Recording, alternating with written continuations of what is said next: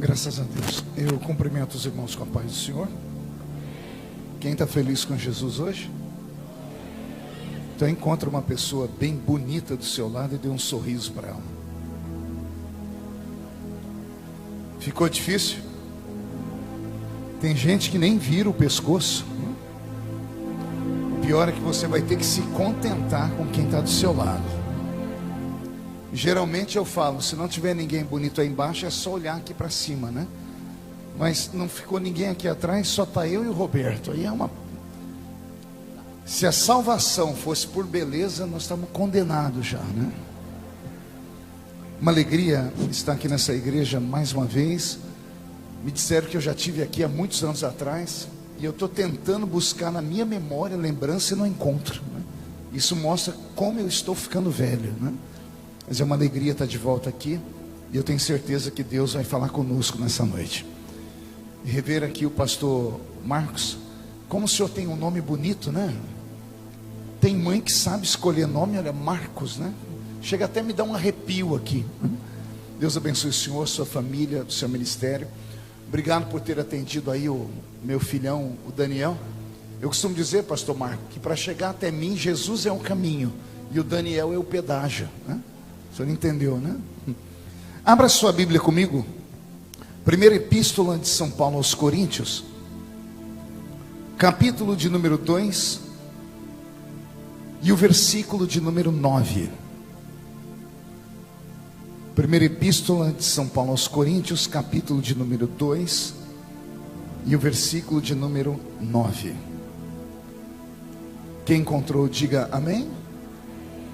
Está escrito assim: mas, como está escrito, aquilo que os olhos não viram, e os ouvidos não ouviram, e não subiu ao coração do homem, é o que Deus tem preparado para aqueles que o amam.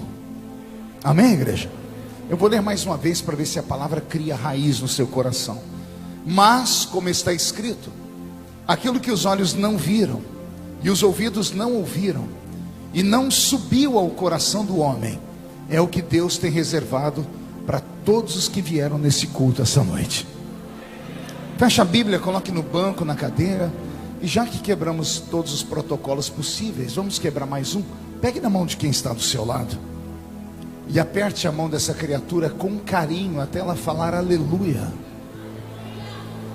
Isso, pentecostal que não faz barulho está com defeito de fabricação, não é?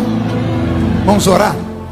Senhor, nós te exaltamos, nós te glorificamos, e nós entendemos que dentro de alguns minutos, e esta linda igreja ficará pequena para o tamanho da glória que o Senhor vai mandar do alto dos céus. Os que vieram tristes começarão a saltar de alegria. Os que vieram se arrastando não voltam para casa se arrastando. Hoje voltarão voando nas asas de um novo tempo. E antes que eu comece a revelar os seus segredos, cerque esta igreja com a sua glória, e num raio de 5 quilômetros onde houver um demônio alojado, eu dou a esses demônios segundos para sumirem daqui, porque se não sumirem, serão queimados pelo poder da sua glória que aqui será derramada. Rasgue os céus sobre esta igreja, manda anjos de fogo descerem aqui, que estes anjos desçam trazendo brasas de fogo nas mãos. Comecem a esparramar estas brasas entre nós, e onde houver um crente cheio do Espírito Santo, pega ele nesta noite, Jesus, e mostra o caminho da verdadeira e poderosa adoração. Fala conosco, fica conosco, é o que eu te peço agora e sempre. E toda a igreja diz: os que podem, tomem o seu assento aplaudindo a Jesus porque Ele é bom.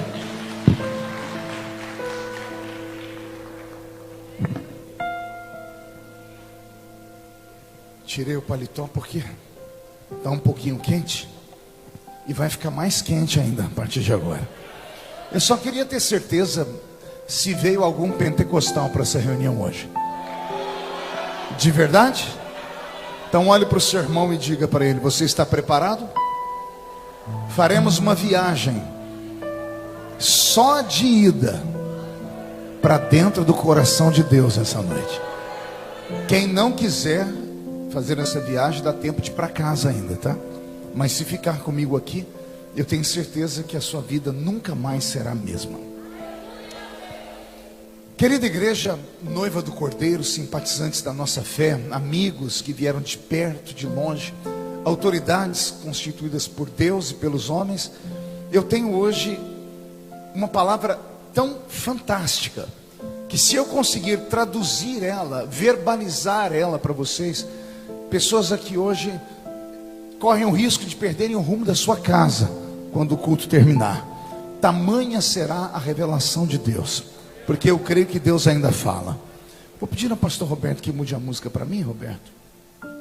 Eu li um texto na carta aos Coríntios, onde o apóstolo São Paulo, usando uma das suas ferramentas mais fantásticas, que era a sua habilidade de escrever, ele conseguia transformar os seus pensamentos em letra, e uma letra que não matava, uma letra que curava. E ele envia uma carta para a igreja de Corinto. Qual igreja? Não ouvi? Pergunte ao irmão do seu lado se ele conhece a igreja de Corinto. Conhece a igreja de Corinto da Bíblia? Conhece um pouquinho da história dela? Pense em uma igreja que foi a igreja mais poderosa da história do cristianismo neotestamentário.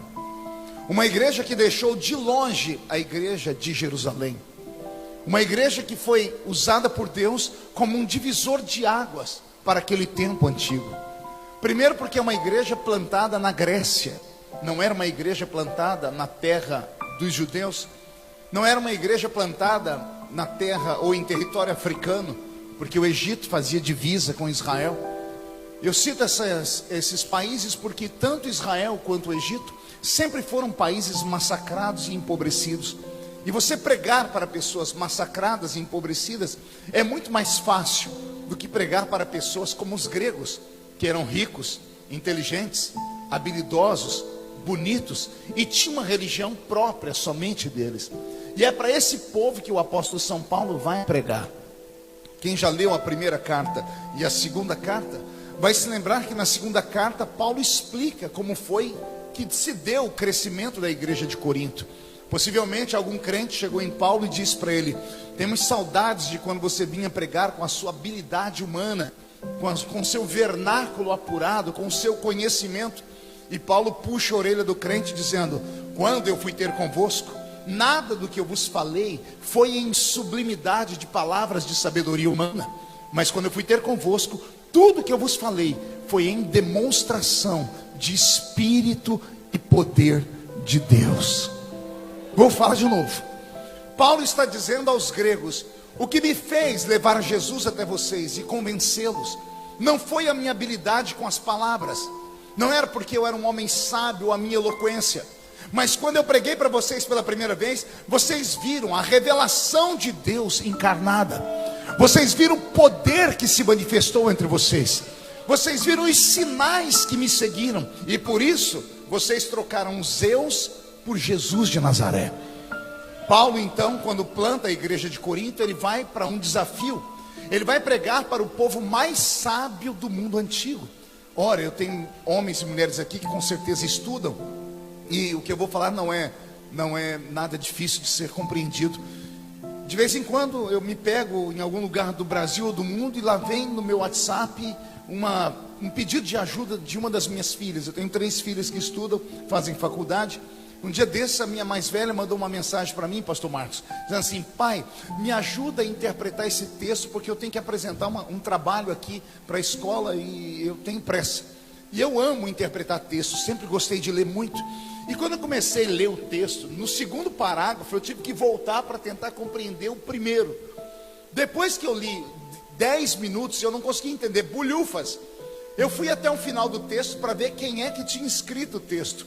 Aí eu comecei a rir, falei: também pudera. Um texto escrito por Platão. Platão, que viveu milhares de anos antes de Jesus. Imagine que os nossos filhos sofrem nas universidades hoje, quando um professor moderno, cheio de tecnologia, pega um texto escrito milhares de anos atrás e pede para os filhos interpretar. Mas a gente não consegue entender, porque o nível de intelecto dos gregos iam acima da média de qualquer povo do mundo. Foi para esse povo que o apóstolo Paulo foi pregar. Um povo que inventou matérias e ciência. Você sabia que a medicina foi criada pelos gregos? Hipócrates, ele cria a medicina, e os egípcios aperfeiçoam a medicina, mas quem cria a medicina são os gregos.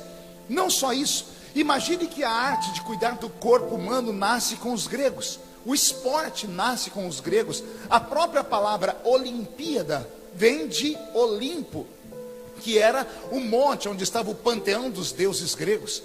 Pense num povo que inventou a tal da filosofia.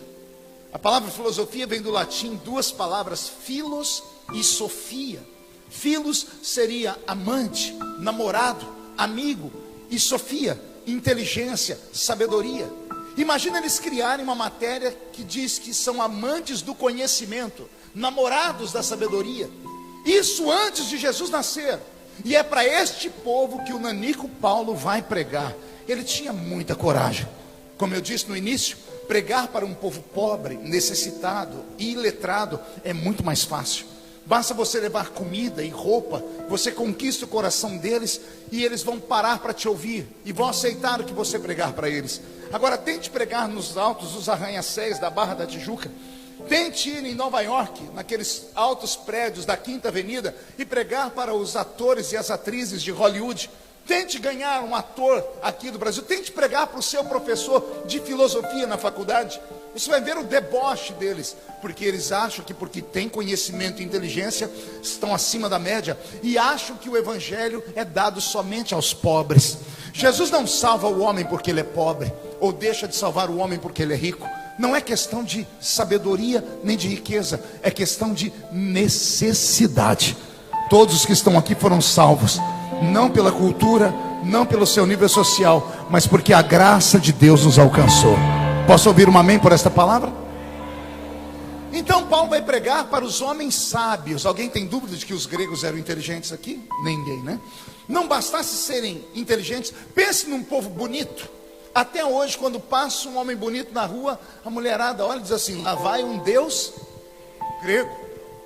Quando passa uma mulher bonita, os homens dizem: lá vai uma deusa. Por que isso?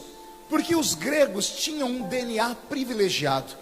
Se você acha que eu estou falando muito, digite no Google aí, peça ajuda para o papai Google, deuses da Grécia Antiga, ou os gregos. Você vai ver as imagens, os bustos feitos de Diana, Afrodite, Zeus, Teseu, Hermes, Hera, são perfeitos. Os homens, queixo quadrado, másculo, peito bem trabalhado, bem torneado. As mulheres lindas, beldades, porque os gregos tinham um DNA diferente do nosso. Não bastasse ser inteligentes, eram bonitos. Uma coisa é você pregar para uma pessoa que quando olha no espelho, ela tem uma disfunção de imagem. Não sei se você sabia disso. Hoje é um dos maiores problemas que existe no mundo moderno. As pessoas olham para o espelho e não enxergam a verdade. Principalmente entre os adolescentes que tentam ficar parecidos com a youtuber do momento ou o cantor do momento. As pessoas têm raiva do que vem no espelho, distorção de imagem. E tem umas pessoas que, é claro, nasceram feinhas mesmo. Você olha para ela, não sabe se ela está de frente ou de costa, né? Mas ainda bem, como eu disse, que a salvação não é pela aparência, né? Deus não olha por fora, Ele olha por que está aqui dentro, né? E por isso somos salvos. Então imagine vocês que os gregos são sábios e bonitos, mas eles também são ricos. Quem já leu a Bíblia deve ter encontrado a carta aos Efésios. Os Efésios só eram Efésios porque moravam na cidade de Éfeso. E a cidade de Éfeso era a terceira maior cidade da Grécia Antiga. Estava lá estabelecido uma das 7 maravilhas do mundo antigo, que era o templo da deusa Diana, a Diana dos Efésios. Havia um porto ali em Éfeso, e a cidade ficava numa estratégia geográfica tão perfeita, que todas as pessoas que iam atravessar de um país para o outro, precisavam parar ali. Não havia sido inventado ainda o barco a vapor, não havia sido ainda inventado combustível, era tudo manual, eram escravos, e os escravos tinham que parar para se alimentar, ou para comprar outros escravos que morriam no caminho, e paravam onde? No porto de Éfeso, uma cidade que em baixa temporada tinha 500 mil de habitantes. Isso eu estou falando de 2000 anos atrás. em alta temporada, 1 milhão de habitantes. Haviam fábricas ali, e muitas madeireiras, fábricas de pedra. As maiores estátuas, e as estátuas mais queridas do mundo antigo, vinham da cidade de Éfeso. Então, por conta do capital que eles tinham de riqueza, Éfeso era um dos lugares mais ricos de todo o mundo antigo, porque estava na Grécia. Imagine pregar para uma pessoa rica, é muito complicado. O próprio Jesus vai dizer no seu evangelho: é mais fácil um camelo passar pelo fundo de uma agulha do que um rico entrar no reino de Deus, porque a riqueza se torna em um Deus, e a Bíblia põe nome nesse Deus. Mamon é o nome dele. Os gregos então são inteligentes, são bonitos e são ricos, mas eles têm mais um agravante. Pergunte qual? Só falo se todo mundo perguntar. Eles têm um céu só deles. Eles têm uma religião que é só deles. O céu dos gregos ficava no alto do Monte Olimpo, e o céu deles tinha uma trindade parecida com o nosso cristianismo. Nós temos uma trindade, Pai, Filho e Espírito Santo. Os gregos tinham uma trindade maligna, que era Zeus, Poseidon e Hades. Hades era o rei dos mortos, Poseidon o rei das mares, e Zeus o rei dos reis, o deus dos deuses deles. E esses deuses, quando estavam entediados lá no panteão deles, desciam à terra, se metamorfoseavam em seres humanos e dormiam com as mortais, e deixavam a sua semente aqui. E dessas mortais nasciam aquilo que eles chamavam de semideuses. Hollywood ama os semideuses. De vez em quando sai um filme, ou Fúria de Titãs, a própria Mulher Maravilha, filha de Zeus com Tamísia, ou é isso mesmo, Tamísia. Então, os gregos tinham uma cultura e um pensamento divino que era só deles. Imagine para você saber que o endereço do céu deles ficava no espaço geográfico da Grécia. O mundo que se lascasse, eles tinham todos os deuses à sua disposição. Então era um povo, humanamente falando, perfeito, porque são ricos, são inteligentes, são bonitos e têm um Deus só deles. Um mundo perfeito, aparentemente. Sim ou não, igreja? E é nesse lugar que o apóstolo Paulo vai pregar. Pense num homem de coragem, eu repito. Ele entra nesse lugar, e ao entrar, ele entra logo por Atenas, porque Atenas é a capital da Grécia, é a capital do mundo intelectual antigo. A tradição diz que na medida que Paulo entra em Atenas, ele vai encontrando as imagens. Havia uma avenida em Atenas, que era chamada Avenida da Adoração. O primeiro deus em estátua formado era a imagem de Zeus. A tradição diz que era uma imagem de 10 metros de altura, feita de ouro maciço, de um deus que tinha na mão um raio, porque esse é o símbolo de Zeus. De um deus com seu peito másculo e a barriga de tanquinho. E embaixo escrito Zeus, Deus dos deuses, e embaixo sacrifício a Zeus. Era para qualquer pregador de qualquer religião que entrasse ali, olhasse para aquele Deus e fosse intimidado e voltasse para trás. Mas o Nanico Paulo não era intimidado por isso. Ele caminha mais um pouquinho na mesma avenida, uma imagem de Hades. Embaixo, Deus dos mortos, e embaixo, sacrifício. Ele caminha mais um pouco, está lá Poseidon, Deus dos mares e sacrifício. Mais à frente, ele encontra um altar erigido a Diana, Afrodite, Hera, Hermes, Teseu, Hércules e todos os deuses gregos, que eram quase 1 milhão deles. Quando Paulo não se dá por vencido, ele vai até o fim da avenida, e no fim da avenida ele encontra um altar vazio. O altar está com uma placa: ao Deus desconhecido. Embaixo tem sacrifício, mas não tem imagem em cima do altar. O Espírito Santo toma Paulo e diz: você já sabe como deve pregar.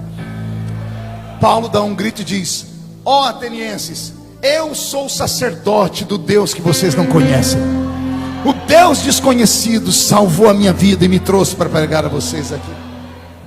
Paulo é arrastado da avenida para o Areópago. O Areópago era muito parecido com essa igreja, era um anfiteatro assim, à meia-lua. Ficava um altar aqui, ou um palco, e as pessoas paravam ali para falar e o que quisessem. Os gregos criam a tal da democracia, o poder que vem do povo, o poder de falar, de se expressar. Neste Areópago, qualquer pessoa que tivesse uma ideia mirabolante ou uma ideia idiota, podia subir ali num dia específico e falar o que ela queria. ou ela seria aplaudida, ou seria vaiada. Por isso que Paulo diz que ele encontrou muitos paroleiros, que eram aqueles que falavam e viviam de ouvir falar da vida alheia.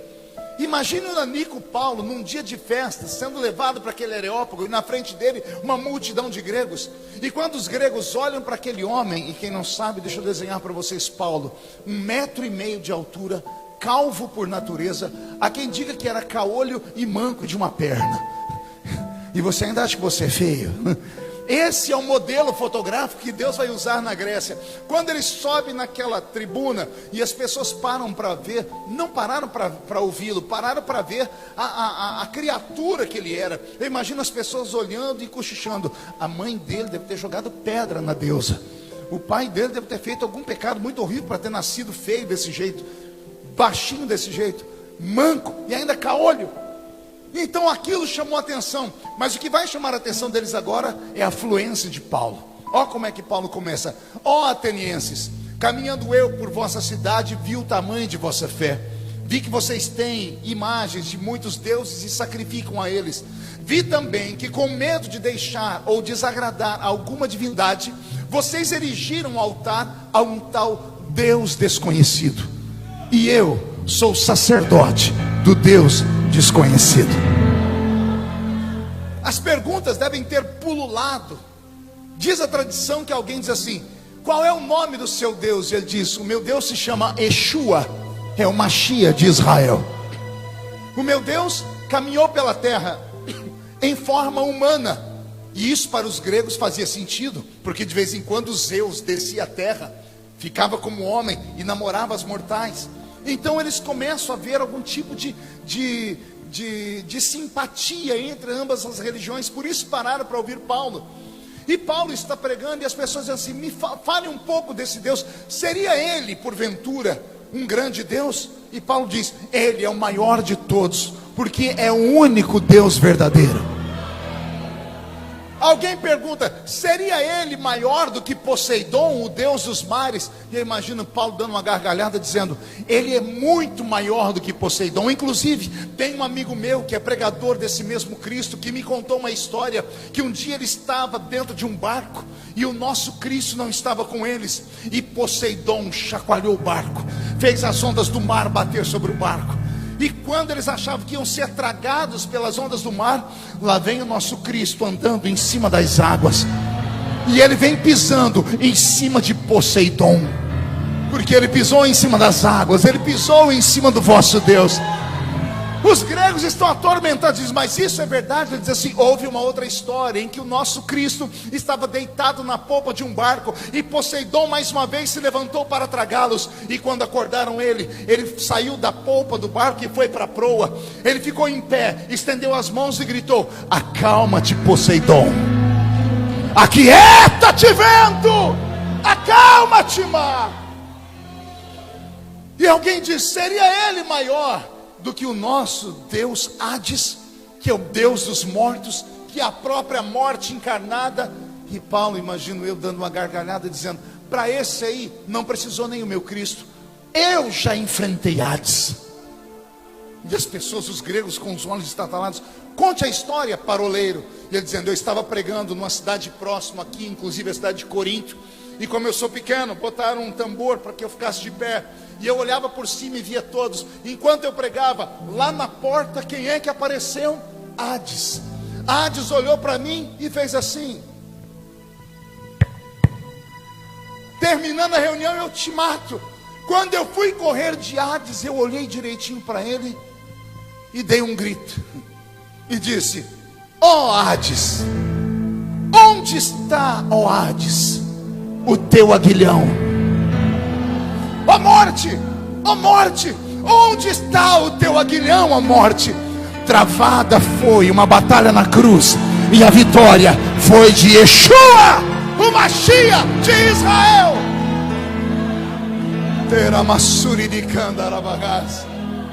Eu imagino os gregos meio tontos, sendo assim: seria ele, porventura, maior do que Zeus?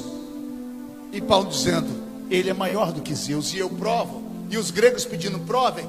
E Paulo dizendo: onde está Zeus agora? e todos os gregos apontando para o alto da montanha, o Monte Olimpo. Zeus está ali no alto do Monte Olimpo, olhando para nós e te vendo, ó pregador. Eu imagino Paulo rindo e dizendo: então o meu Cristo é maior do que Zeus. Por quê, pregador?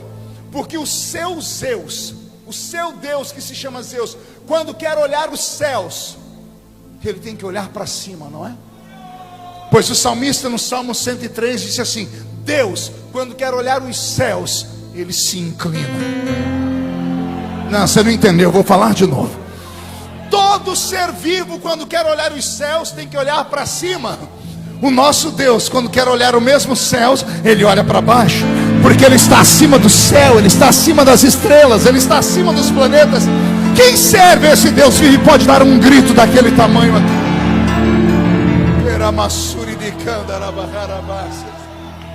Foi assim, e não por fluência humana de palavras, que Paulo levou a Grécia a Cristo. E o poder desse nanico foi tão forte, igreja, que a religião grega acabou. A religião grega virou lenda que se transformou em mitologia, se tornou mito. Paulo acabou com a religião sozinho. Ele não levou para lá uma convenção inteira, ele não levou para lá um círculo de oração inteiro, ele não levou para lá centenas, sozinho. Um homem sozinho, mas cheio do Espírito Santo. Ele virou o país de cabeça para baixo. Alguém acredita que isso pode acontecer de novo? Então que Deus te faça ser cheio do Espírito Santo nessa noite. Porque se você mudar o rumo da sua vida, eu já estou muito feliz. Eu falei aqui de alguém que mudou o rumo de uma nação inteira. Mas se você conseguir mudar a sua própria vida, eu já fico muito feliz. E por que você está dizendo isso, pregador? Porque eu estou numa Assembleia de Deus, numa igreja pentecostal, e tem gente que está me olhando com uma cara feia, parecendo que foi batizado num pote de vinagre nessa reunião. É sério, a pessoa esqueceu onde ela está. Isso aqui não é um culto de velório. O nosso Cristo está vivo. Não adianta vir para cá e ficar olhando para o pregador com esse olho seco, parecendo olho de sapo que morreu no dia de enchente. Diz que é pentecostal, mas não abre a boca nem para respirar. Fica com essa boca travada, essa boca de aço, essa língua de ferro, esse queixo de concreto. Se você quer sentir a mesma coisa que Paulo sentiu, mande glória para cima e ele vai mandar glória de cima para baixo. Ah, meu Deus. Passando por essa experiência em Atenas, Paulo planta uma igreja em Corinto. Depois da reunião que eu disse, onde ele pregou na casa de um irmão, e ali ele disse: ó morte, onde está, ó morte, teu aguilhão? Uma igreja nasce. Nasce uma? Não ouvi. Uma? Ah, como eu gostaria de ter congregado naquela igreja. Pergunte por quê? Porque era uma igreja que só tinha gente doida. Pastor Marcos, era uma igreja que só tinha maluco. Pense numa igreja que para você entrar no culto tinha que passar por um diácono, e o diácono te entregar uma senha na mão. Uma? Pergunte para quê? Para saber que hora que você podia profetizar. Não, pastor, então é uma igreja extremamente organizada, tinha até hora para profecia. É pelo contrário, era uma bagunça o culto, porque todos os crentes eram profetas. Meia dúzia entendeu, vou tentar melhorar. Imagine você congregar num lugar onde todos à sua volta, todos são oráculos de Deus, são vasos. Não conseguiu entender ainda? Vamos desenhar, vamos desenhar. Nós não estamos mais em Niterói nesta noite, estamos em Corinto. Melhora a música, Roberto. Cuidado, olhe de canto de olho para a sua esquerda. É de canto de olho, não é para virar o pescoço não. Olhou? Cuidado com esse crente, é um profeta. Olhe para o da direita. Esse interpreta línguas estranhas. O que está atrás de você, esse tem o dom de variedade de línguas estranhas. O que está na sua frente, esse tem os dons de curar os enfermos. Aqueles que estão naquele canto ali têm a palavra do conhecimento, a revelação. Aqueles que estão aqui naquele outro canto têm o dom de discernir espíritos. Aqueles que estão lá em cima têm o dom de operação de maravilhas. Você consegue imaginar um culto nesta dimensão? Você consegue imaginar uma igreja onde os 9 dons do Espírito se manifestavam em todos os cultos? Nem a igreja de Jerusalém tinha o que a igreja de Corinto tinha. Por quê? Porque só se vence o conhecimento com demonstração de poder. Só se vence a cultura com sinais. Se você sentar com qualquer pessoa extremamente habilidosa com palavras, que estudou muito, ela vai te desconcertar, porque ela vai arrumar 1 milhão de argumentos e vai refutar cada uma das coisas que você falar. Então não é briga entre palavras, era briga de manifestação. Onde para o argumento? Quando acontece algo sobrenatural. E só é sobrenatural porque não há explicação humana. Porque se tiver explicação humana, deixa de ser milagres.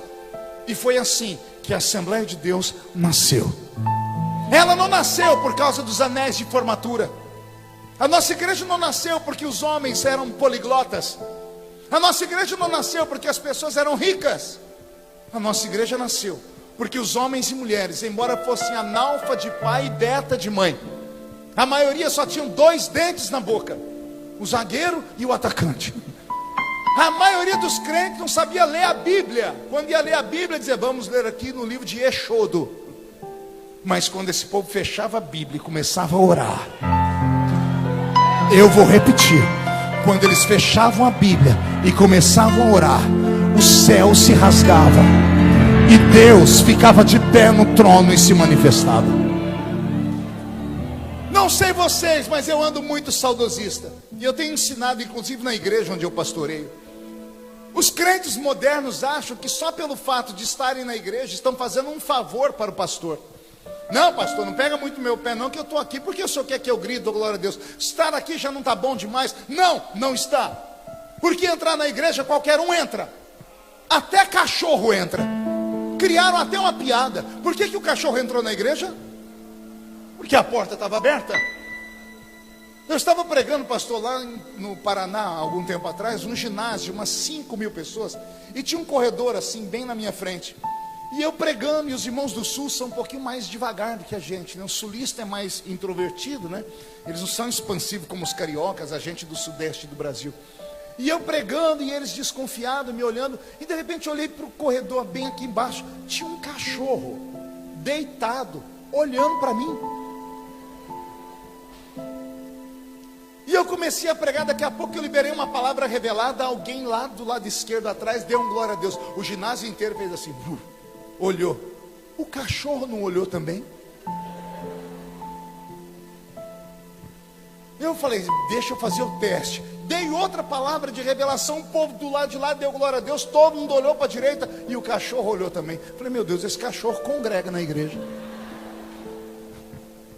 Daqui a pouco a glória de Deus desceu rasteiro, que eles não se aguentaram, começaram a pular, dar glória a Deus, falar em línguas, encheram aquele ginásio de adoração.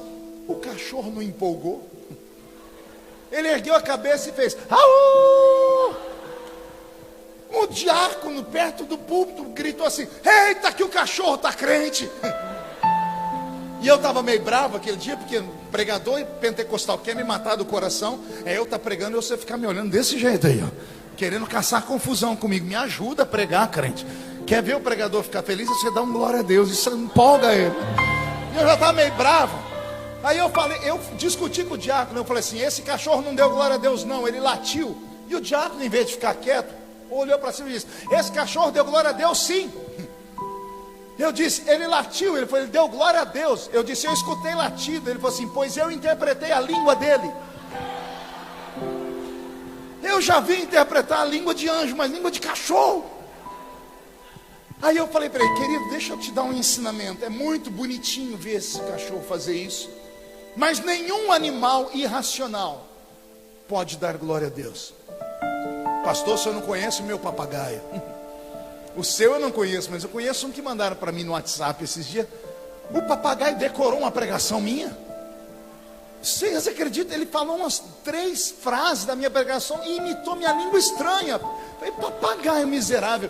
O irmão mandou um áudio assim ainda: ei pastor, você ouviu que meu papagaio está cheio do Espírito Santo? Aí eu falei para ele: querido, é bonitinho, é engraçadinho, mas não blasfeme. Esse papagaio não está cheio do Espírito Santo, porque nenhum animal pode ficar cheio do Espírito Santo, porque ele não tem o elo que o liga ao céu. Animais irracionais só são terra e alma vivente. Só pode receber espírito aquele que é espírito também. A única raça nesse planeta que pode dar glória a Deus está aqui na minha frente. O que o senhor quer dizer com isso, pastor? Eu quero dizer que entrar na igreja não é mérito para ninguém, porque qualquer um entra. Eu quero ver entrar no culto. Ah, gostei, vou de novo. Entrar na igreja, qualquer um entra. Eu quero ver você entrar no culto. Paulo ensinando aos coríntios, ele disse assim: quando vocês se ajuntam, nada acontece. Mas quando vocês se ajuntam, e uns têm salmos, e outros têm testemunhos, aí vocês saem da terra e entram nas regiões celestiais. O culto começa aqui em Niterói, mas à medida que ele vai crescendo, a gente sai de Niterói e vai para a presença do Todo-Poderoso. E é aí que Deus começa a caminhar no nosso meio.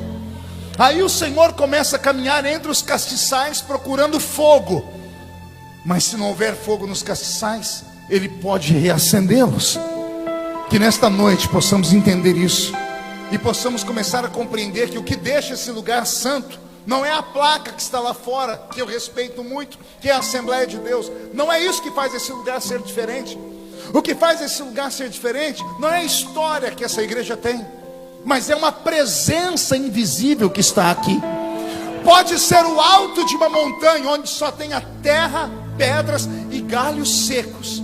Se Deus ali se manifestar e o crente quiser se aproximar, Deus até deixa. Mas antes Ele dá um recado: quer chegar perto de mim? Tira as alparcas dos seus pés, porque o lugar onde você está é uma terra santa. O problema nosso é isso: a gente entra aqui dentro como se estivesse entrando na casa da mãe Joana. Alguns entram na igreja como se estivesse entrando em um teatro. Igreja não é entretenimento. E essa geração Nutella, que vem para a igreja em busca de uma palavra de autoajuda, vem no lugar errado. Se você quer mensagem de autoajuda, não venha à igreja. Vá numa banca de revista e compre o último livro do Dr. Taniguchi, o último livro do Dr. Laí Ribeiro, 48 razões porque mesmo vesgo eu pareço-me com Leonardo DiCaprio. Quer uma palavra de autoajuda? Faz um curso com o Pablo Marçal, meu grande amigo. Ele é bom para essas coisas. Eu não venho à igreja em busca de autoajuda. Eu venho à igreja em busca de ajuda do alto. E a ajuda do alto só desce quando você pede. O Espírito Santo só vem quando você convida. Os milagres só acontecem quando você se prepara. O Espírito Santo só vai fazer uma festa se nós deixarmos. Ah, meu Deus, Paulo prega para a igreja mais poderosa da história. A igreja de Corinto é de longe, repito, a igreja mais viva de toda a história. Por quê? Porque era um povo rico, bonito, inteligente e tinha sua fé. E Paulo tinha que mostrar para eles algo que eles nunca tinham conhecido. E Paulo leva para eles o poder de Deus. Até aqui, amém? Beto, mude a música. A carta aos Coríntios, a primeira carta, foi escrita 20 anos depois que a igreja havia sido formada, plantada. Aquele ministério tinha 20 anos. Quantos anos? Aí pergunte para mim: por que Paulo escreveu a eles, pastor? Em uma viagem, uma das suas muitas viagens missionárias, a tradição diz que Paulo encontra dentro de um navio uma pessoa que se aproxima dele e se apresenta como sendo membro da igreja de Corinto. E o velho pastor, todo feliz da vida, deve ter feito a pergunta que qualquer pastor que passou por um grande ministério antigo faria: como é que está a igreja de Corinto?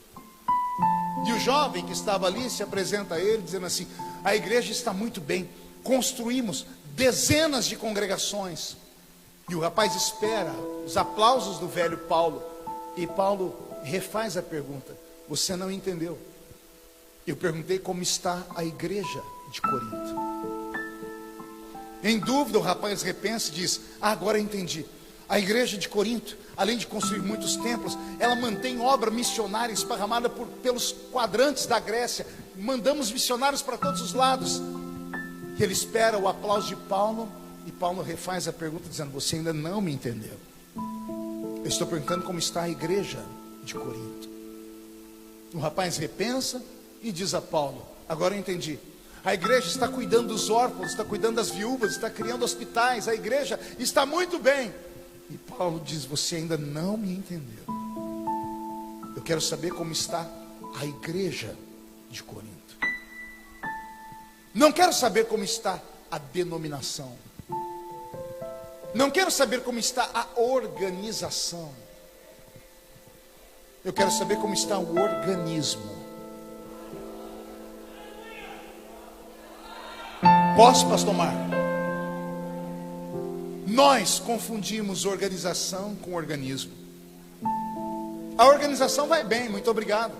Temos templos, temos conta em banco, CNPJ, patrimônio. Nós temos convenções, nós temos representatividade política. A igreja, a organização, é respeitada. A nossa Assembleia de Deus é a mais respeitada do país. A organização vai muito bem, obrigado. Mas quando a trombeta tocar, a organização não tem ouvidos. Porque a organização é feita de alvenaria, é feita de madeira, é feita de ferro, é feita de energia elétrica. A organização são os títulos. E esses títulos não podem subir jamais. O templo fica, os bancos ficam, a conta no banco fica, os deveres e os direitos para com o Estado ficam. A organização não presta para Deus. O que presta para Deus é o organismo. Mas sabe qual é o nosso problema? A gente tem mais coragem de defender a organização do que de defender o organismo. Pergunte por quê? Porque às vezes o organismo dá muito trabalho. O organismo vem cheio de erros, pecados. O organismo vem cheio de traumas. E ele levanta, cai, tomba, escandaliza. E às vezes, ao invés de termos paciência com o organismo, a gente prefere extirpá-lo daqui. Sai daqui, câncer. E a gente fica com a família perfeita. A organização é respeitada, a Assembleia de Deus. Mas e o organismo? O José, a Maria, o Antônio, a Pedrina, o Roberto, o Marco, o Daniel. O velho Paulo não se preocupava com organização. Ele estava se lixando para a organização. Ele queria saber como está o organismo, como está a igreja, aquela do grego eclésia, aquela que foi chamada para fora do mundo. Como está a igreja? O rapaz entende, abaixa a cabeça e começa a dar para Paulo um relatório tão feio, tão ruim, que o desespero de Paulo leva ele a escrever a primeira carta. E na primeira carta Paulo faz desabafos que pastores não têm nem coragem de pregar. Já viu o capítulo 5 da primeira carta de Paulo aos Coríntios? Já viu o que Paulo fala? É sabido que há entre vós um tipo de pecado que nem entre os ímpios tem nome. Nem o ímpio comete esse pecado, mas dentro da minha igreja em Corinto tem. É sabido que um filho dormiu com a mulher do seu pai. Pastor, não seria incesto? Seria se fosse o filho dormindo com a mãe. Mas o filho não dormiu com a mãe, dormiu com a mulher do pai. Ou o pai era viúvo ou divorciado, casou de novo. O pai sai para o trabalho e o menino leva a mulher do pai para a cama. Vocês sabem que isso está acontecendo e vocês não fazem nada. Paulo ficou tão irado que ele disse: sabe qual é a minha oração? Para que a alma desse moço seja salvo, eu entrego ele na mão do diabo. Imagine um pastor chegar no púlpito e falar assim: eu estou entregando o corpo desse irmão aqui para o diabo, para ver se a alma dele seja salva. A fúria, a ira. Se tem pecados dessa grosseria na igreja de Corinto,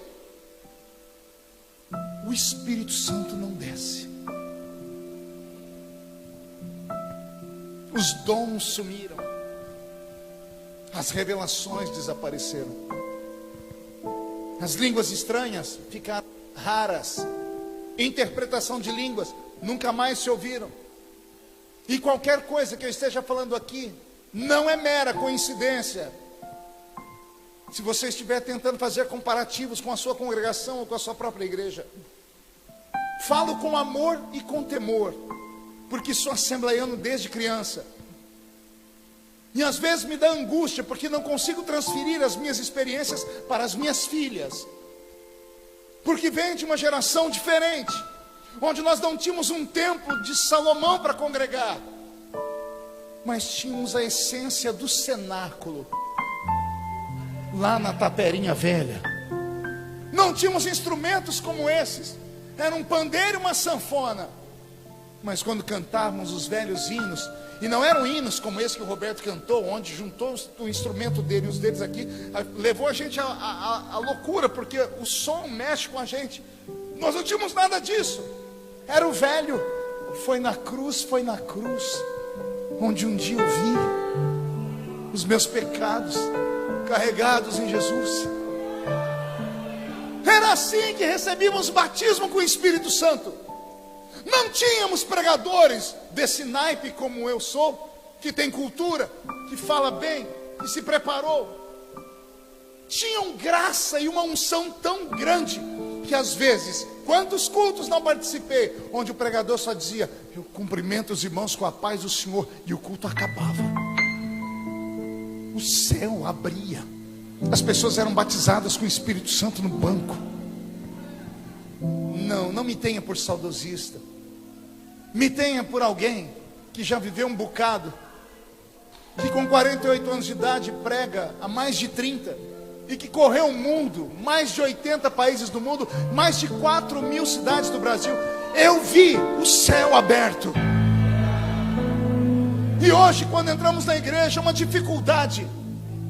E aí, sabe qual é a desculpa dos crentes? Nós não somos mais crentes meninos. Ah, que pena. Não, pastor, agora nós somos estudados. E quem foi que te disse que cultura é bloqueio para o Espírito Santo, para alguém que está na igreja? Eu tenho cultura, eu escrevi 22 livros, eu me comunico em 3 idiomas, eu dou conselho para o presidente da república.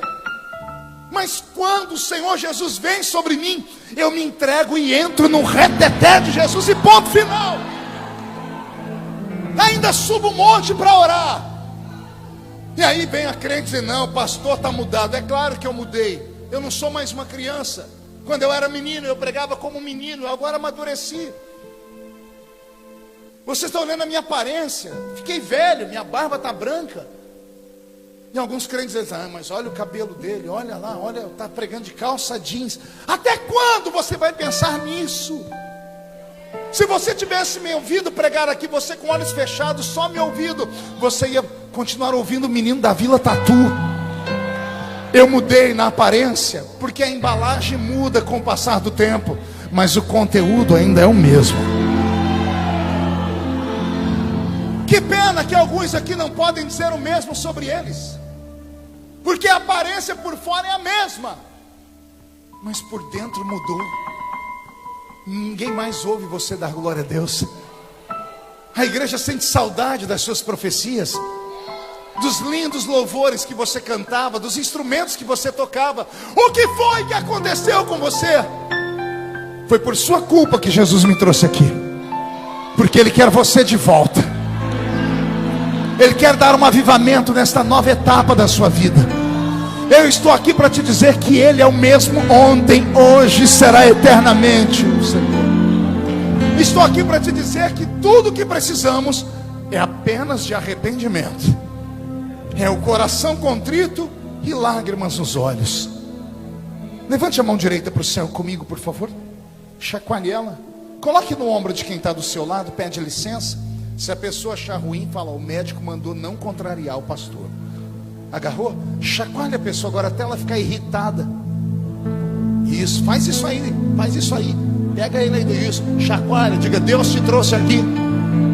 Diga: Deus te trouxe aqui para isso. Sacode, sacode. Diga: para isso. Deus te trouxe aqui para te dar um sacode. Deus quer sacudir a sua vida, o seu ministério, a sua igreja. Deus quer sacudir o seu ministério.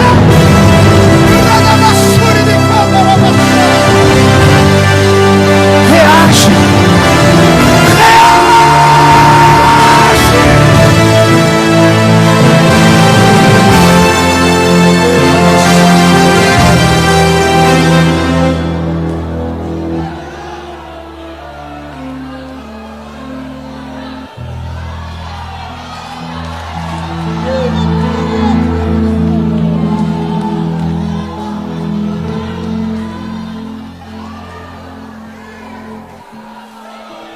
Trouxe lenço aí?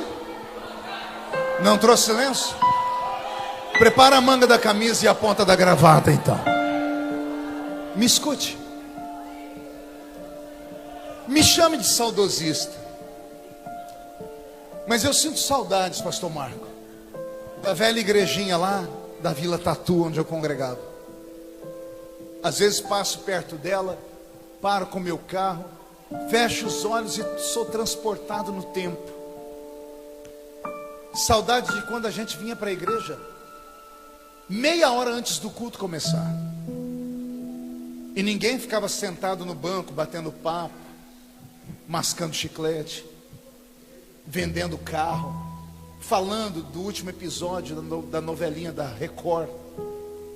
A gente dobrava o joelho e orava. A gente chegava 10 minutos atrasado, dava um problema, porque o crente, depois de muito tempo na igreja, ele compra o lugar que ele senta. Já percebeu isso? Não, irmão, esse lugar é meu. Aí a pessoa chegava e ficava no lugar dela, e você tinha que vir e pular a pessoa. Aí você ia se ajeitando para se ajoelhar, o banco estava cheio ou de lágrimas ou de cuspe. Cuspe é porque gritou bastante, né? E aí vieram as lágrimas. A gente se aninhava no cantinho e ficava orando. E para mim, o melhor momento era quando estava terminando a parte da oração para o culto começar às 7h30 em ponto. E o velho pastor José Bispo, pastor baiano, era um baiano sem pescoço, bravo que só, tinha a sensibilidade de uma parede, uma pedra, mas era um homem de Deus. O pescoço dele era, o queixo era colado aqui, né? Ele pegava o microfone, quando ele não sacudia o sininho, às vezes ele estava emocionado, ele começava a cantar assim: em fervente oração, vem o meu coração na presença de Deus derramar, mas só podes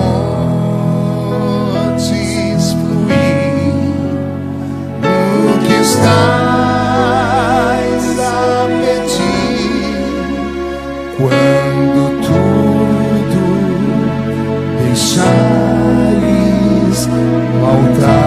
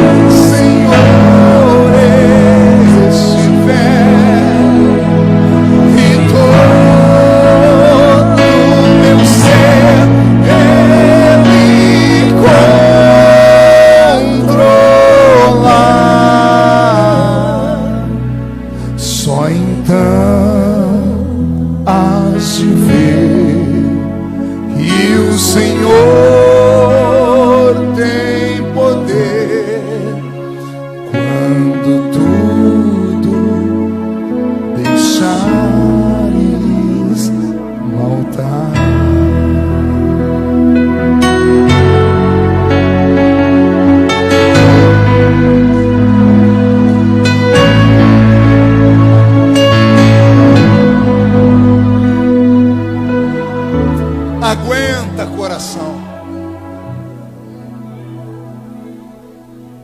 Saudade da vila, que não tinha hospital, nem farmácia, nem pronto-socorro, nem UBS. E a tal da dor só dá de noite, né? Às vezes acordava a vila inteira. Você abria a janela de madeira fechada com a tramela. Alguém sabe o que é tramela aqui? A gente abria a tramela para ver os gritos. E lá ia uma pessoa com uma criança desfalecida nos braços, correndo para a casa do presbítero. O presbítero abria a porta, vinha com a lamparina, porque não tinha energia elétrica. Me lembro do irmão Ovídio Ramos, um negro alto de quase 2 metros de altura. A mão dele parecia uma raquete de tênis, tão grande que era. Aquele barrigão assembleiano, curva da prosperidade, cemitério de frango. Ele abria a porta e dizia: o que foi? E o irmão chorando. Aí vinha a vila inteira para ver o que aconteceu. Meu filho está morrendo. E a Bíblia diz para levar para o presbítero orar, para o senhor ungir com óleo. Achar óleo aonde? Na roça. O irmão Vídia lá na cozinha pegava uma lata de banha de porco. Eita Jesus, essa juventude não sabe o que é isso. E enfiava aquela mão na lata de porco, de banha de porco, e untava o corpo da criança da cabeça aos pés e dizia: pode levar que Jesus já curou. E ninguém queria prova. Às vezes a criança do jeito que chegava, ficava. De manhãzinha a gente acordava, estava um menino correndo lá, soltando uma pipa, um papagaio. Mas ontem não estava morrendo. O que aconteceu? O presbítero orou e Jesus curou. Percebeu que Jesus não tem curado mais? Pergunte para mim: por quê, pastor? Todo mundo tem Unimed, todo mundo tem plano de saúde, todo mundo tem facilidade. Quando você deixa de acreditar nas coisas, as coisas param de acontecer. Quando você deixa de acreditar que Jesus cura e você confia mais no médico, no remédio, as coisas param de acontecer. Quantas vezes eu vi os irmãos chegarem de segunda-feira na igreja no culto do círculo de oração, e lá estava o círculo de oração, que tinha outro nome para nós, não era círculo de oração, era delegacia de crente. Pegou aí ou não? O crente não ia na delegacia da queixa, não chamava advogado, ele ia lá no círculo de oração e levava um pedido de oração. Chegava com o pedido de oração e dava na mão daquelas irmãzinhas que não sabiam ler. Elas pegavam por um ato profético, colava debaixo do joelho e orar. Não se sabe o motivo, nem o porquê. Só se sabe que 2, 3 meses depois, lá está o testemunho. Estou na igreja um dia, no domingo, uma irmã levantou a mão: pastor, quero dar um testemunho. Vem, filha. Ela disse: irmãos, eu estava aqui um dia desesperada, vim aqui no círculo de oração, levei o nome do meu ex-patrão, que me mandou embora e não pagou os meus direitos. Fui falar com o presbítero Ovídio, e ele disse: crente não leva ninguém na justiça. Mas e os meus direitos? Ela disse: se tem direito, Jesus vai fazer o direito acontecer. Põe o nome do homem no papel e dá para as irmãs orar. Eu estava em casa dia desse, disse a irmã, e eu acordei de madrugada com um grito na porta da minha casa. Abri a porta, era o doutor Roberto. Doutor Roberto, o que o senhor está fazendo aqui? Eu vim pagar o que eu te devo, minha filha. Mas essa hora, o senhor não pode esperar até amanhã. Não, minha filha, porque eu quero dormir. Mãe, o senhor não está dormindo por quê? Dormir que jeito, minha filha? Tem 2 semanas que eu viro para um lado, vem uma voz e diz: paga crente, paga crente. Viro para outro: paga crente, vai pagar a crente. E aí as pessoas depois perguntam: pastor, como é que o senhor aguenta tanta pancada na sua vida? Porque tudo comigo vai parar no Jornal Nacional, no Fantástico. E as pessoas: como é que o senhor crê tanto? Como eu não posso crer? Os meus pés estão fincados em uma rocha. Eu cresci num ambiente saturado com a glória de Deus. Eu vi a glória de Deus. Eu venho da geração dos sonhos, que dormíamos e sonhávamos com um arrebatamento, com visões e revelações. Eu sou da geração que tinha intimidade com o anjo das 3 da manhã. Vocês conhecem esse anjo ou não? Era fazer o propósito, 3 horas da manhã a gente acordava. Aí vem alguém e fala: não, é o seu relógio biológico. Vá mentir para Satanás. O anjo ia lá e cutucava a gente 3 horas em ponto. A gente só escorregava o corpo, dobrava o joelho e falava com Deus. A igreja de Corinto nasceu debaixo de graça.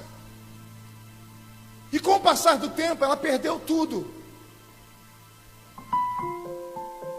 Aprove a Deus colocar aquele moço na frente de Paulo, e Paulo mandou uma carta que curou a igreja. E a carta trouxe vida, porque o povo se arrependeu e a igreja teve sobrevida. Aí Paulo, quando estava escrevendo a carta, ele disse assim: eu sei que a situação da igreja de Corinto não é fácil. Eu sei que a modernidade, a tecnologia não tem sido fácil. Eu sei que viver nesse mundo perdido que nós estamos agora não tem sido fácil. Mas aí Paulo escreve: tem um grupo no meio de vocês ainda que são remanescentes.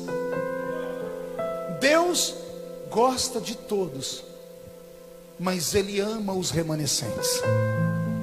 E para os remanescentes, Ele me manda dar um recado, diz Paulo: aquilo que os olhos não viram,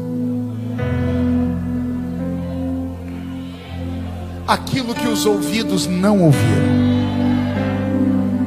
aquilo que não subiu ao coração do homem, é o que Deus tem reservado para aqueles que o amam.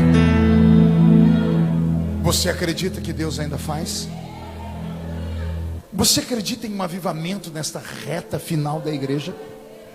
Ou você acha que as coisas vão melhorar? Você acha mesmo que após pandemia o mundo vai melhorar? Você acredita mesmo que as coisas vão entrar no eixo? Não vão. Pastor, a pandemia fez muita gente desviar. Não, a pandemia revelou os desviados, que estavam na igreja, mas não tinham compromisso.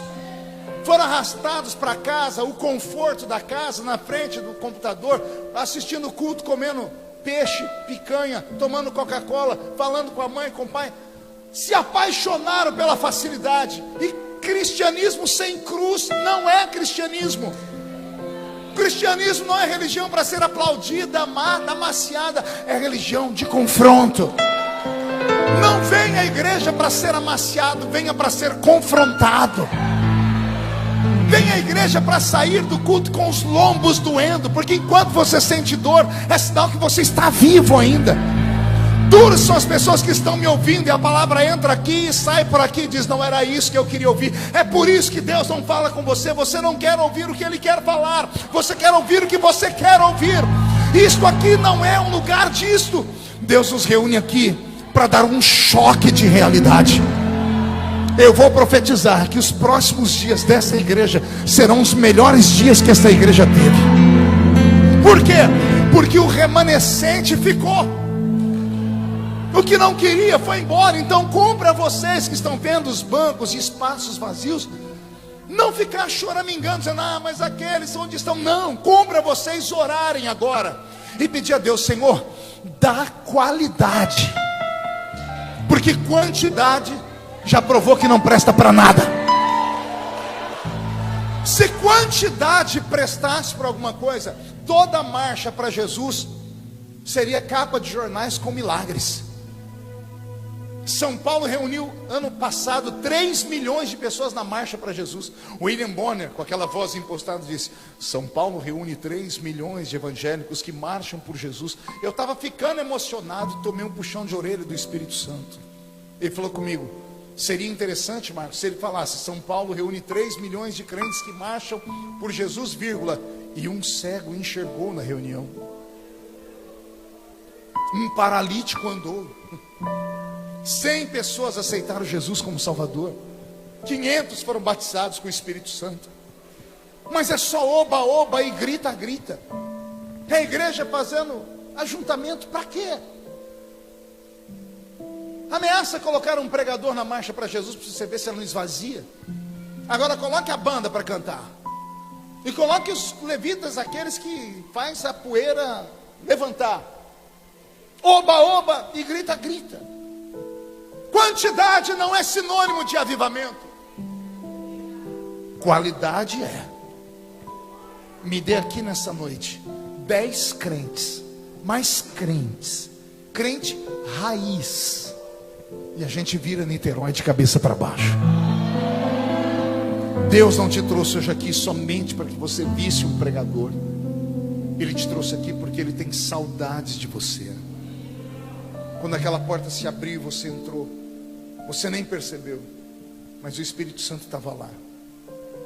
Quando você passou por ele, ele juntou as duas mãos como uma criança ansiosa. Você passou e ele disse: quem sabe é hoje. Quem sabe ela vai voltar a ser como antes. Quem sabe ele vai voltar a brilhar, a profetizar, a pregar. Quem sabe ela vai voltar a falar em línguas.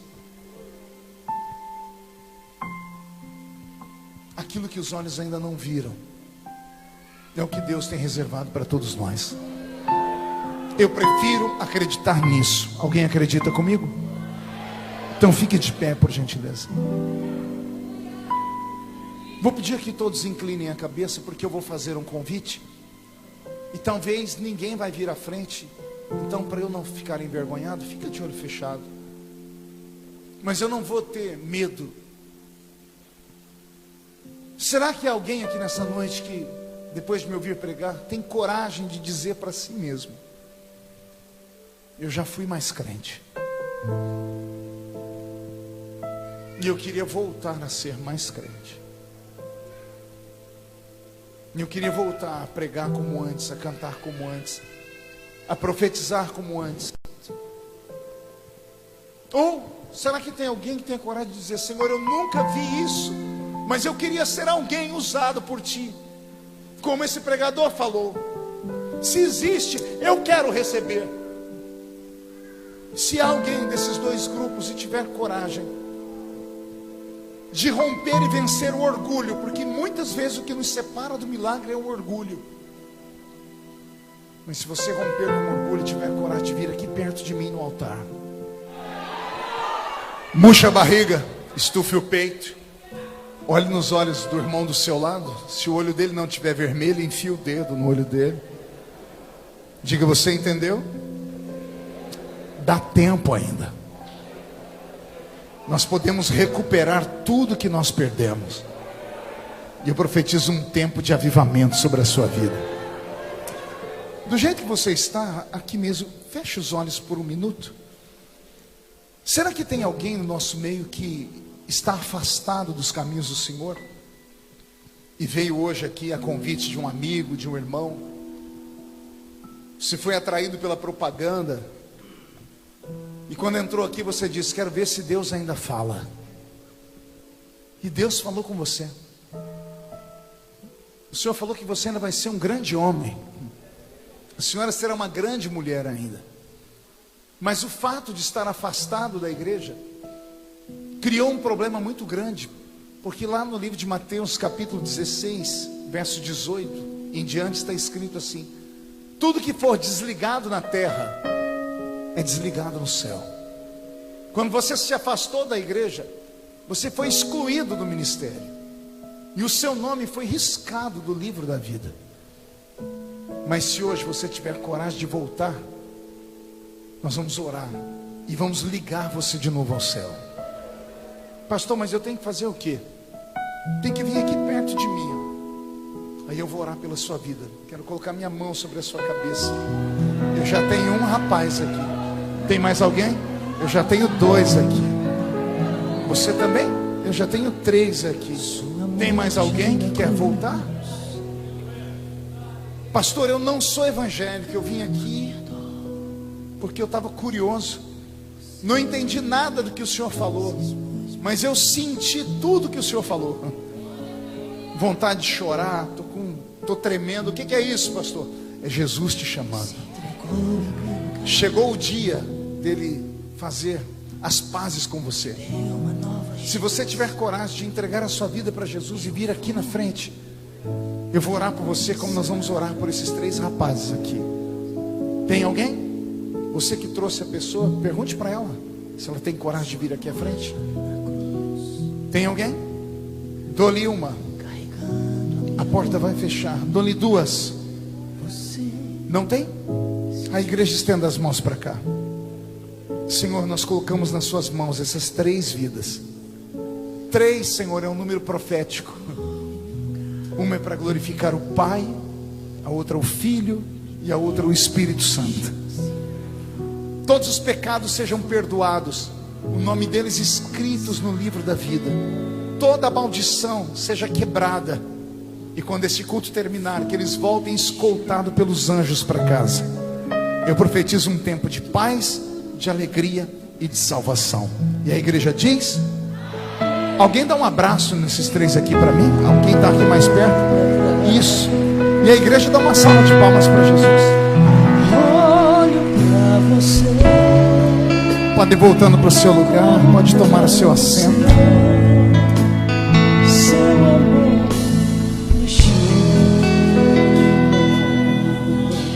Isso. Pode tomar o seu assento. Se puder acender a luz da igreja, que aquela luz ali está machucando meu olho. Isso. Agora desliga aqui. Isso. Brigadão, viu? Valeu a pena, igreja? Posso voltar outro dia aqui? Queria voltar para um congresso de jovens, ou de círculo de oração, ou de criança. Estou animando até festinha de criança. Vai ser um prazer para mim, tá? Vocês já sabem, né? Para chegar em mim, Jesus é o caminho, Daniel ali é o pedágio, tá bom?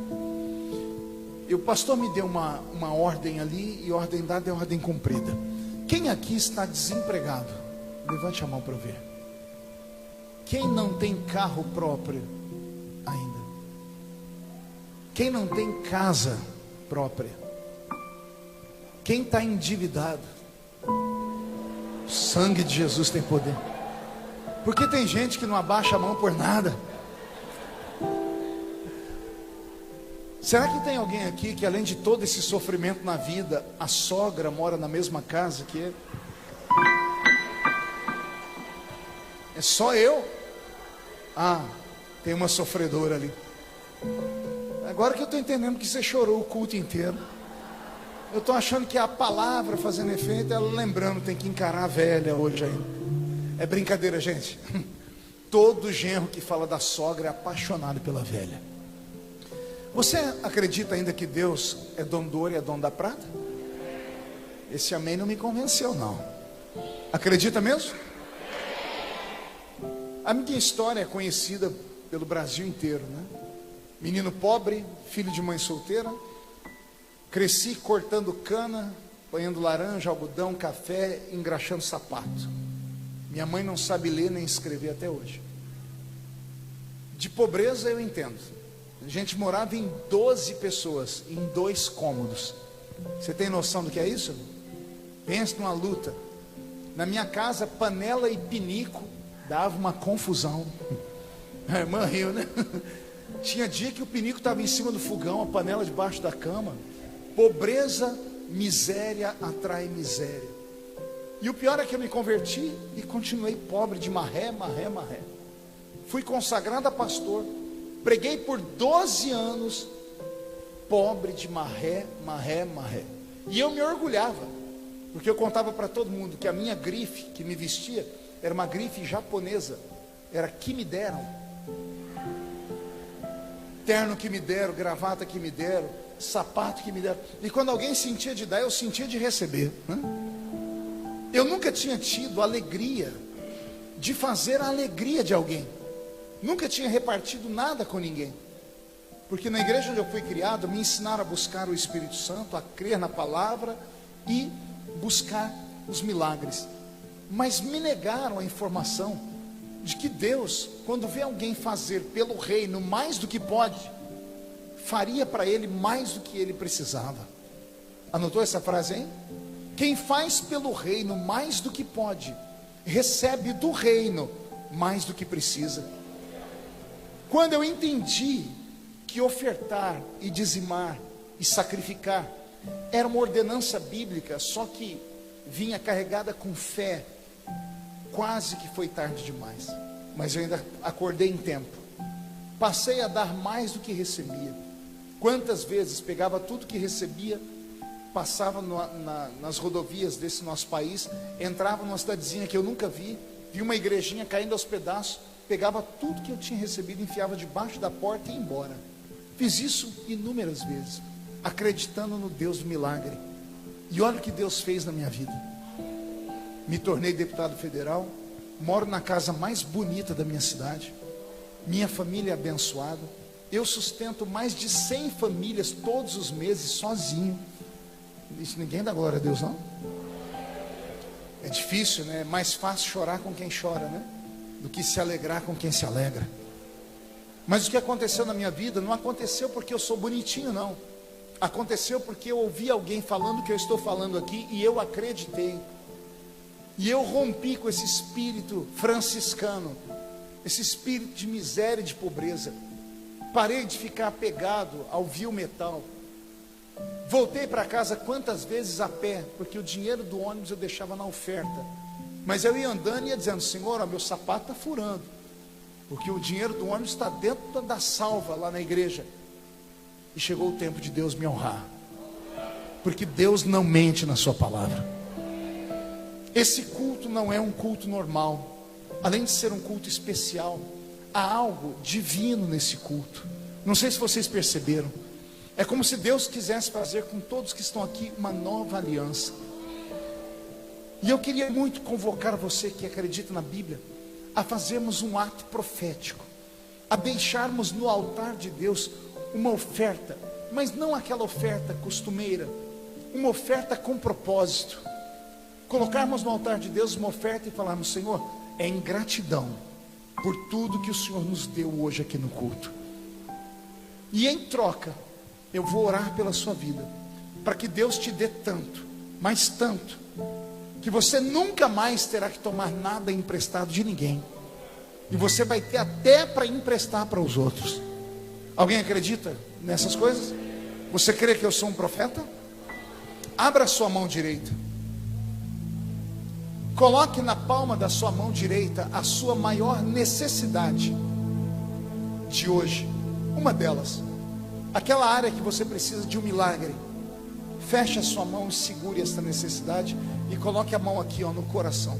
Ninguém vai orar, só eu vou orar. Pai, eu oro nessa noite pedindo para que o Senhor toque nesta mão direita, que neste momento segura uma necessidade. E eu peço ao Senhor que transforme essa necessidade em uma possibilidade. Eu profetizo que tudo que esta mão direita tocar depois desta noite vai ficar abençoado. Tudo que esta mão tocar depois desta noite vai prosperar. Tudo que esta mão tocar depois desta noite vai multiplicar. E numa próxima vez que eu voltar aqui, eu vou ouvir testemunhos do que o Senhor fez aqui nesta noite. Quebra, Senhor, toda dúvida e faz os seus filhos fazerem o que nunca antes fizeram. Convença-os como o Senhor me convenceu naquele dia em que eu iniciei a minha caminhada com uma nova aliança contigo. Eu profetizo, Senhor, que todos que usarem esta mão direita após esta oração e pegarem uma semente, uma oferta, o dízimo, ou um sacrifício, ou um voto, e colocarem nas salvas ou nas máquinas de cartão, se a igreja tiver, virá sobre eles um tempo de muita prosperidade, ainda que vivamos um tempo de pandemia, em nome de Jesus. E quem crê, diga: eu creio. A Bíblia diz que a fé sem obras é morta. Pergunta para o seu irmão: você crê de verdade? Vamos fazer? Então pegue a sua semente. Pegue a sua semente com a mão direita. Eu não sei se a igreja tem máquinas de cartão. Tem máquinas de cartão ali, ó. Qual é o costume? Os irmãos vêm aqui ou você vai lá? Vai lá? Quem precisar do cartão é só levantar a mão, o irmão vai até você. Faça pela fé e Deus vai te honrar. Pegou a semente? Pai, eu santifico esta semente. Quando ela tocar esses gasofilaços ou aquela máquina de cartão, será selada uma nova aliança, uma aliança de um tempo de prosperidade, em nome de Jesus. Amém.